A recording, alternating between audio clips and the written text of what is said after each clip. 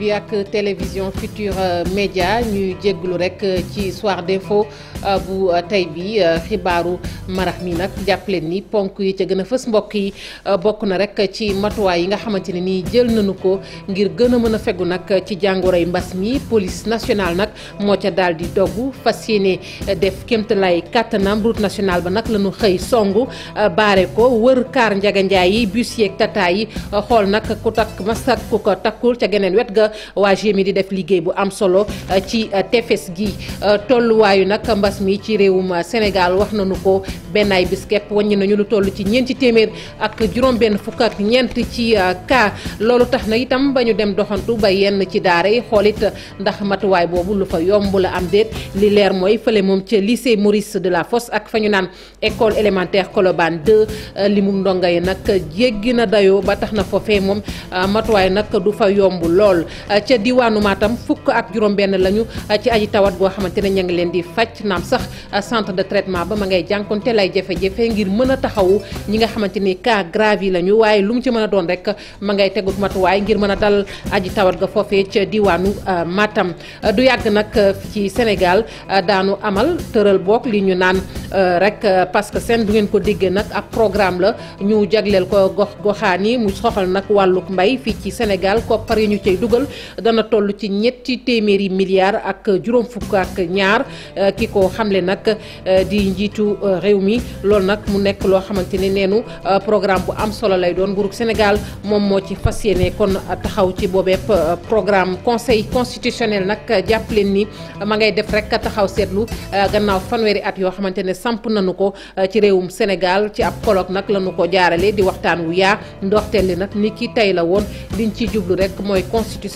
conseil constitutionnel ñu fexe rek ba dëppale ko ak ni jamono di doxee tolluwaayu réew mi mbokk yi ponk yaa ngi nii bu ngeen taaxirloo tuuti ñu faram fàccee xibaar yi.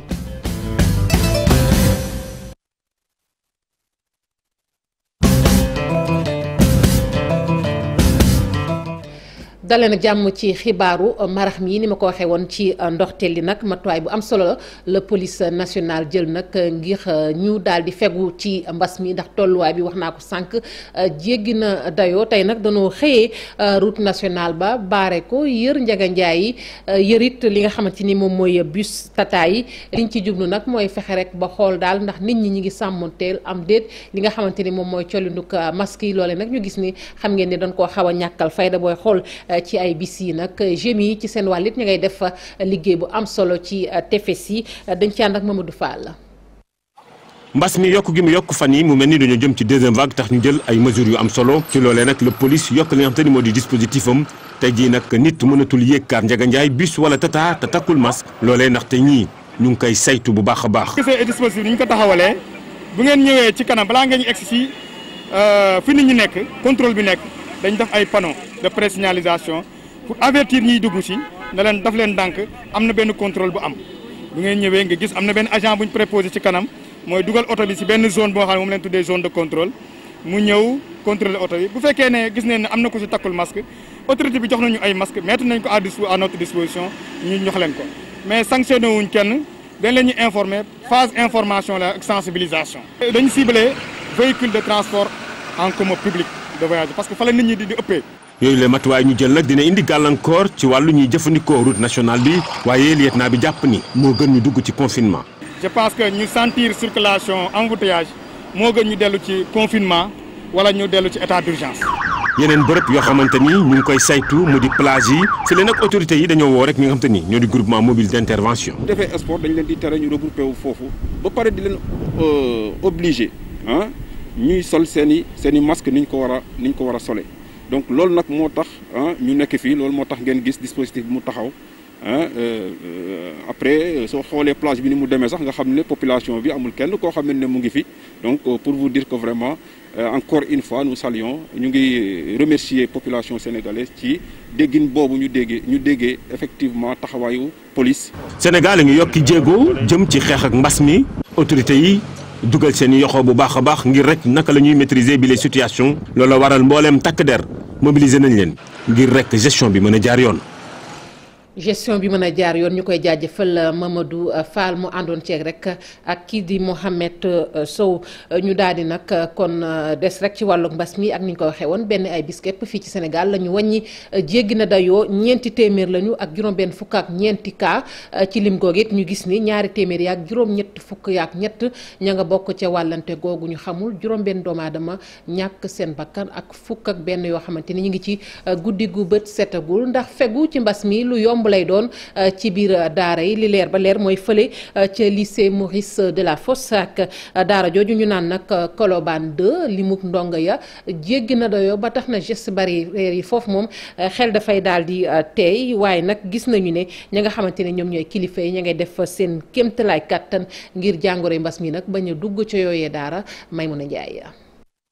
ñu ngi fii ci lycée Maurice Delafosse boo ñëwee ci cour bi fii mu mel ni ñu bari takk seen masque yëngalu leen moo ne de ci direction bi ba ci sax fu bari dañ fa taf këyit gi di leen xamle ni dañoo war a takk seen masque. kenn du fi dugg ci école bi te takkuloo masque voilà donc muy professeurs yi muy surveillants yi muy élèves mais ni ko xamee comme dañu ñëw 7h30 des fois ba 17h passé xale nag moom xale la mënoo ko obligé ci cours bi wala récréation te ko takkal am ñu police donc pour lu ñu mën a mooy sensibiliser rek. ñu demaat ca beneen daara fii nag tout tànk yi ñoo fi jàngee ñu ngi fii ci Colobane 2 fii itam kilifay école bi lu ne la ñuy daj ngir xale yi takk seen masque. dañuy wax rek dañ leen di sensibiliser à chaque fois xale yi c'est pas parce que ñoom duñ ko def parce que daf leen a neex mais dañ ko ñàkk a xam buñ leen xamalee ne leen am na feebar bu fi nekk muy Covid 19 ñoom ñoo la gën a xam sax ne feebar bi am na parce que ñu ngi koy dégg. ci kër yi lañ nekk dañuy déglu télé dañuy seetaan télé dañuy déglu rajo xam nañ ne feebar bi mi ngi ci dëkk bi soo leen ko waxee dañuy nangu bu ñu fàttee à chaque fois itam nga fàttali leen. bu fekkee limu ndongo yi war a nekk ci classe yi la foofule amul benn coppite gën gaa néew juróom benn fukki ndongo la ñuy nekk ci classe bu ne. man daal gisuma fi effectif yi daal lu ci wàññeeku parce que itam droit la xale bi dem école daal di jàngi. kon na xale bu nekk dañ ko war a jox chance bu nekkee am na âge dem dugg école ñu jox ko chance mu dem jàngi ci. léegi nag classe intermédiaire yi ñëw nañu seconde ak léegi première wax dëgg yàlla nag mun def un partage 2 la ñuy def cadrage mooy nekk ci biir dans la classe mun na bëri mun na dem sax peut-être surtout en seconde ba élèves yi bu ñu toppee mun nañ sax nekk 3 parce que li ñu orienté ren seconde dafa bëri bon ñëpp war a jàng donc may def. lii ñu seetlu nag laaj na ñu gën ko càmbar xoolaat bu baax mesures yi nga xam ni ñoo ngi ko fi teg matuwaay yi nga xam ni ñoo koy gunge ñu amal ko bu ñu bëggee tegtal yi bàyyee ko kër docteur ñu doxal ko. ci jamono jooju moom ca diwaanu Matam fukk lu ñu ak juróom-ñett yoo xamante ne ña ngi leen di faj nag ca kër docteur yi ñu amee jàngoro yi mbas mi mu nekk nag paj moo xamante ne yombul ndax centre de traitement boobu fa ne nag dafa am ay jafe-jafe rek ngir mën a taxaw cas grave yi ñuy wax waaye lu mu ci mën a doon teg nag matuwaay ngir mën a dalal nag ñi nga xamante ne ñoo feebar ci jamono jooju it ñi nga xamante ne ñoom ñooy kilifay gox ba ñi ngay def seen kéemtalaay kàttan tey sàkku rek ci askan wi nag ñu sàmmonteek ak coluk masque bi Ali ñetti fan ci weeru décembre le CTE bu Matam daal di ubbiwaat ay buntam gannaaw benn weer bi nga xamante ni benn malade newu fa woon di ab centre bi nga xam ni tey jii juróom-ñetti doomi aadama ñoo ngi ñuy traité. ni district Matam bi fukk ak juróom-ñett cas lañ jot a am mais juróom-ñett yi la ñu dugal ci CTE yi parce que léegi CTE yi dafa am critère lu tax ñu dugal malade dafa am critère moo xam ne personne âgée la moo xam ne. wala lu ñuy wax dafa am ànd ak benn feebar boo xam ne mun na ko gàllankoor lu mel ni asthme lu mel ni diabète lu mel ni hypertension ñooñu bu ñu leen amee wala c'est en fonction cas bi lu mel ni cas grave lu mel ni cas modéré wala sévère yooyu dañ leen dugal mais yeneen ñi protocole bi léegi day wax ni cas yooyu nañ toog seen kër ñu respecté mesures barrières yi ñu jox leen traitement idoine. fukki nit ak juróom-ñett mooy kaawu total yi nga xamante ni jamono yi ñoo ngi ñu nekk ci traitement. mu di ab situation bu xaw a doy waar nde lim bi ni mel musul am ci diwaanu Matam bi Covid 19 duggee ci réew mi te nga xam ne weerub juin la tàbbi ci diwaanu Matam tege ci itam jamono yi cas grave bu amee kenn mënu ko prendre en charge fii ci Matam. xaw na bett tuuti quand même mais à vrai dire ñun xaaroon nañ loolu parce que gis nañu nit ñi nu ñu bàyyeekoo ci solu masque bi ci ñàkk respecté distanciation sociale bi donc en tout cas ci lépp daal ñun xaaroon nañ ci xaw nañu bett tuuti nag parce que tout simplement xaaruñu woon cas yi baree nii mais xaaroon nañ quand même yaakaaroon nañ quand même dina dellu parce que nit ñi respecté wuñ dara. relâchement heureusement CTE yi amul benn relâchement parce que depuis ñun bu ñu amee suñ dernier cas yi bu ñu génnee la ñu mettre tout à l'ordre cas grave moom ba léegi c'est le statu quo cas grave yi ba léegi mënuñ leen faj en charge fii mënuñ leen jël en charge fii donc bu ñu amee cas yooyu dinañ coordonner nu leen yóbboo si bërëb yoo xam ne war nañu mën la jël charge en cas yooyu. Covid 19 kon mel na ni ñibbisi na waat fii ci gox bi gannaaw ay pause ñaar ci diggante bi ba tax tey jii takk der yaa ngee taxaw di imposer askan wi sol ay masque rawatina ñiy daje ci lieu public yi. ci booru ñu fi toogal nguur gi nag xamle nañ ni fii léegi ndaje RGE bi nga xamante ni ci la ay dogal war a tukkee ñu ngi itam joxe nañu ndigal ni gaañ yi sàmmonteeg mesure barrière yi bu baax a baax. ñu koy jaajëfal bu baax a baax Ali Bandel Niang parce que seen nag bu ñu ko déggee ab programme la bu ñu jagleel gox-goxaan yi ci Sénégal ci wàllug mbay du yàgg nag daanu ko tërale ko nag ak koppar yoo xamante ne dana toll ci ñetti téeméeri milliards ak juróom fukk ak ñaar loole yépp nag ngir fexe rek ba kon gox-goxaan yooyu gën a mën a suqaliku naka noonu it fonds de dotation di koppar yooyu ñu leen doon jagleel daanu ko yëkkati ba ci juróomi milliards ki ko xamle nag di conseil national bu développement wàllu yokkute la mu soxal lépp luy collectivité territoriale ci réewum Sénégal Pape Fara Ñing ak Amadou Ba ci leeral. lépp juróomi milliards moom lañu yokk nag ci budget bi ñu jagleel wàllu fonds de dotation ak équipement ci wàllu collectivité territoriale nguuru Sénégal nag li mu bëgg moo nekk jàppale bu baax a baax yii di gox-goxaan yi. ci fàttali daaw fonds de dotation yi ñaar fukki milliards ak ñeent la ak juróom-ñeenti téeméeri millions ak juróom fukki millions ren.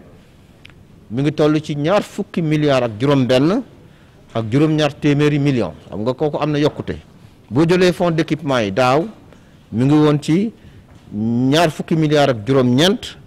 ak juróom-benn téeméeri millions yu tegal ren mi ngi ci fanweeri milliards ak ñaar ak juróom-ñeenti téeméeri millions ak lu tegal kon yokkute boobu am na solo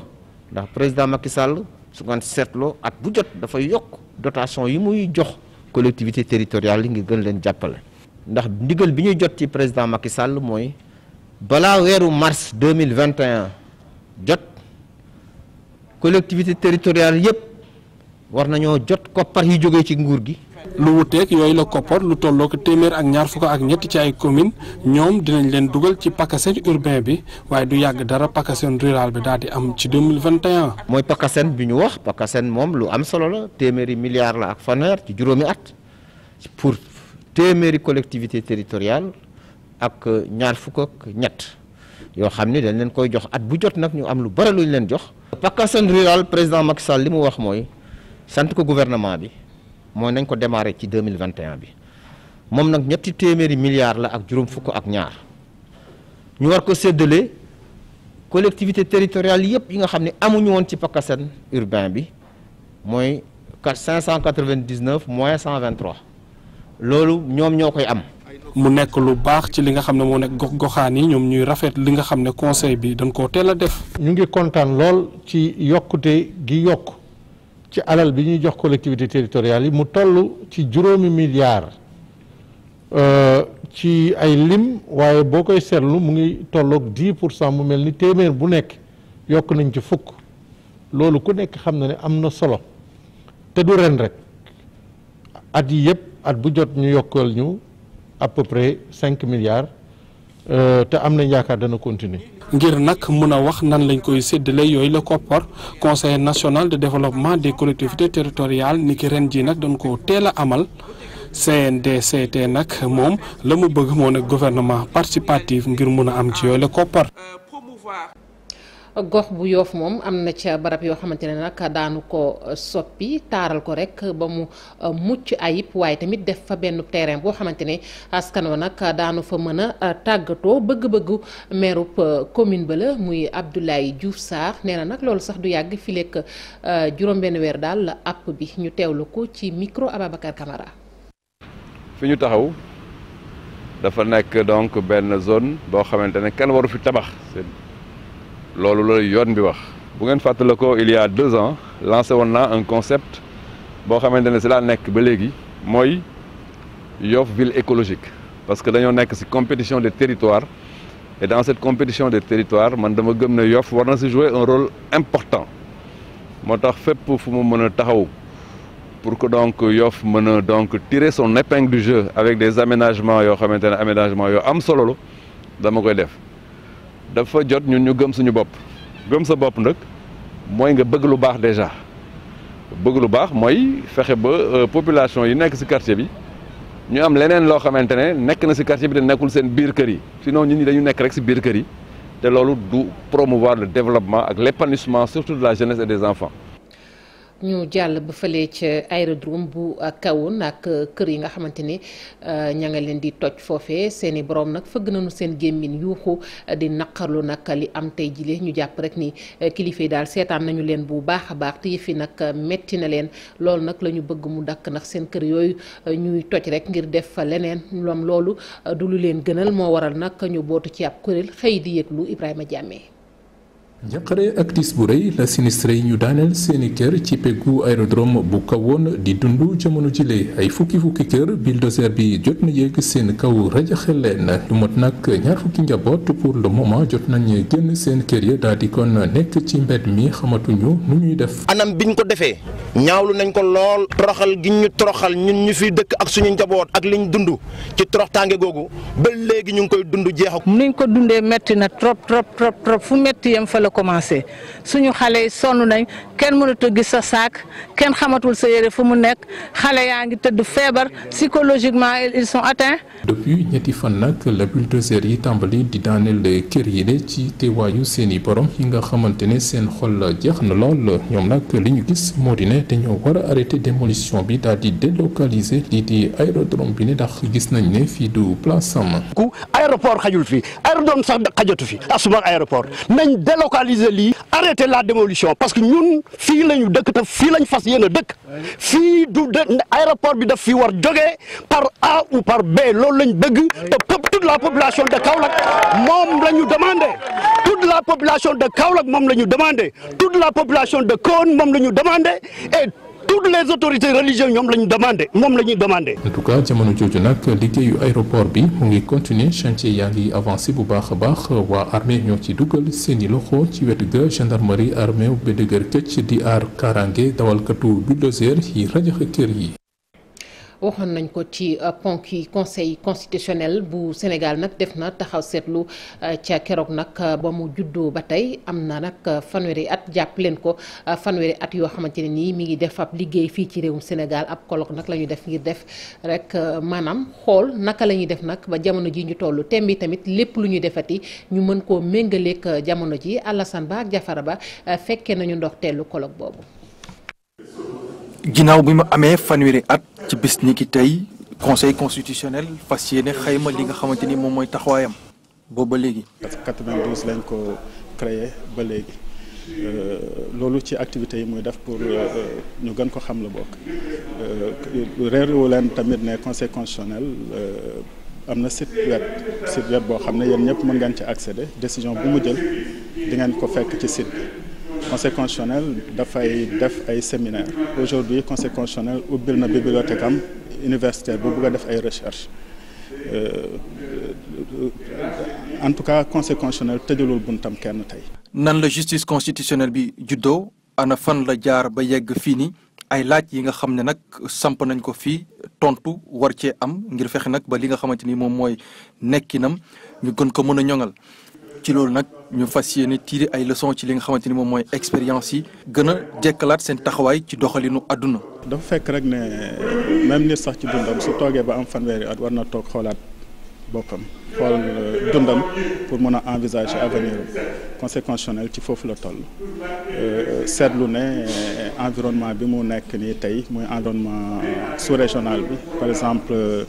am na ay juridictions yu bees yoo xam ne bi ñu créé conseil constitutionnel amutoon te ay décision ak décision conseil constitutionnel am foo xam ne dañ fa war a mën a tase léegi moo tax mu dajale waa sous-région bi yëpp pour réfléchir ci naka nekkinam ak environnement bu bees boobu loolu rek moo ko waral waaye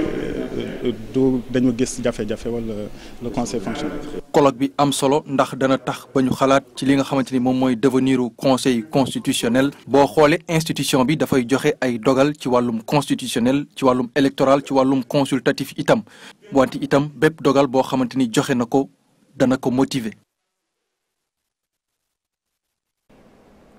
mangook ay responsable yu APR ay ministre di jëwrin ak ñi nga xamante ne nag jàpp nañ ni ay directeur général lañu ba ci sax ay jëwrin ña nga woon ca Saly Portudal doon nag amal foofu ab bis boo xamante ni ñi ngi doon xalaat rek naka la ñuy def daal ba gën a ñoŋal politique bi nga xamante ne nag politique la bu jëm ci nguur gi rawatina ak lépp loo xamante ni dafay biral maanaam jéego ak liggéey bi nga xamante ni président Macky Sall def na ko ñoom ñooñu nag daal di rek sos ab kuréel tuddee ko task force ñoo doon xalaat ci lu ni mel ñu teewlu Birame Faye moom mooy coordonnateur ba ñu teewlu ko ci micro Abdourahmane Diallo. kuréel googu ba tey lu ko tax a jóg moom mooy débat politique bi ñu jële ko niveau bu nekk yóbbu ko ci beneen niveau bu gën a kawe niveau boo xam ne njëriñu askan wi kese moom moo koy tax a jóg niveau boo xam ne du lalu ci intérêt ci bakkan wala ci ay intérêt crypto personnel donc loolu bokk na ci li nga xam ne moo tax a jóg task force républicaine waxtaan wi lalu ci njariñu askan wi waxtaan wi lalu ci lu jëmale réew mi kanam bañ a lalu ci ay intérêt yenn nit kese yoo xam ne loolu moo leen tax a jóg. ni ñu ko waxee aussi bokk na ci lu tax kuréel gi juddu moom mooy fexe ba nga xam ne liggéey bu am solo bi nga xam ne président mu ngi koy amal ci réew mi ak ngir lu jëmale réew mi kanam fii ak 2035 mu doon lu sax Sénégal ba faw muy pérenniser liggéey bu am solo bi nga xam ne président mu ngi koy def. leneen li nga xam ne bëggoon nañ ko ci yokk moom mooy ñun kilifa ak kàngam yi nga xam ne ñoom ñoo ànd doon benn bokk ndey ak baay teg kuréel gi ñu duppee task force républicaine jël nañ dogalu jàppale njiitu réew mi moom mooy motion de soutien bi ma liir sànq ci kalamay tubaab jàppale ko jàppale gu amul app jàppale ko ba faw jàppale bu sax dàq jàppale boobu nag li ko waral moom mooy gis nañ ne njiitu réew mi njariñu askan wi kese njariñu askan wi dong njariñu askan wi rek moom moo ko tax a jóg.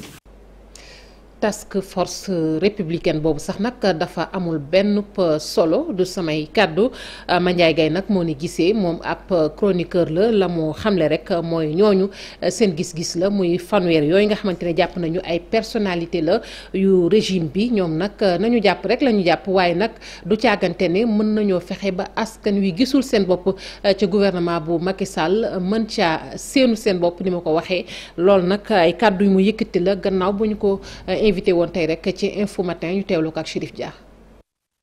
tonnerre comme lu naan lu ne fang kenn du ko wane bu fekkoon ne bilan bi jaar na yoon nit ñi yëg nañ ko ci seen dundin